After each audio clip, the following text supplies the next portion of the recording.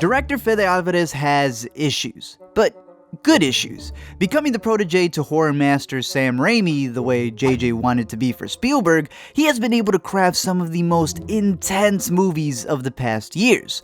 And with Don't Breathe, he wants to leave you with a twist that'll never make you look forward to Thanksgiving the same way again. So, of course, a very obvious spoiler warning before we get into the big twists and things you might have missed in Fede Alvarez's Don't Breathe.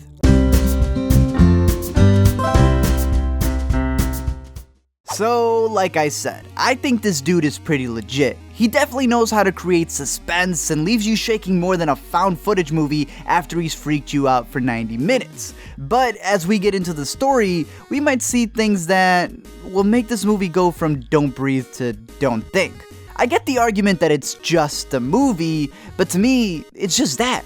A movie people got the privilege to work on for a living, so why not make it the best it can be? Like, it got an 85%, and I'll be the first to admit that I liked the movie. Again, I liked the movie. But even when you like something, you gotta be smart enough to notice the flaws. So let's start from the beginning. We have Jack Shephard's son, whose dad is pretty much Ethan Hawke's character in The Purge, and he's able to take all of the keys from his dad's security job so he can pull some B&Es. Jane Levy, who looks a little better than her previous role, is straight up friend-zoning the dude to death, literally, but using him so she can get her little sister out of 8 Mile.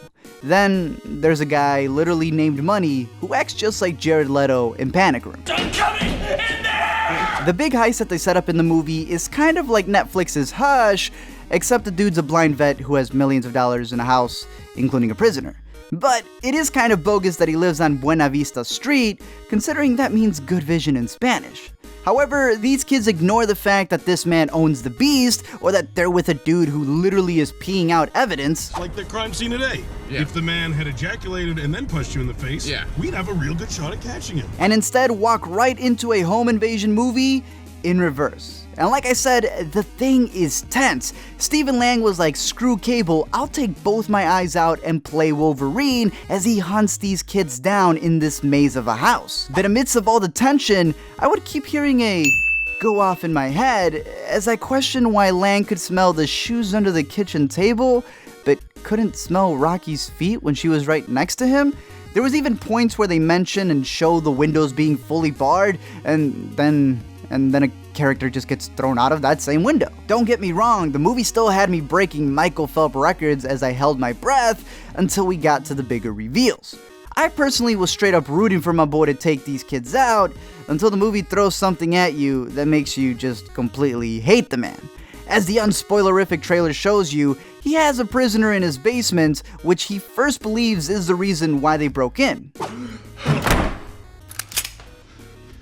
Yeah, that's right. I know what's in there, and I ain't leaving without it. You got me? We find out that the girl who's prisoner is actually the girl who ran over and killed his daughter. Now, while this has been done in another Oscar award-winning movie that I don't want to spoil, you do wonder, how did he go out into the world and find a girl who he has no idea what she looks like? Maybe she came over Jehovah's Witness style out of guilt for the murder and he snatched her up. But then you'd think, wouldn't her rich parents come look for her in the one place she might have been kidnapped? Either way, she had her there long enough to get her pregnant in a way that I still believe is considered rape. Turkey bacon or not, you're still shoving something in that ain't welcome. What's jacked up is that even when you Google it, artificial insemination pops up before you can even buy one. Back to the movie though, since the blind man accidentally kills the prisoner and his baby, he decides to keep Rocky as a replacement. Goosebumps over here though returns right in time to stop him, leaves a bad taste in his mouth, and saves the day for her.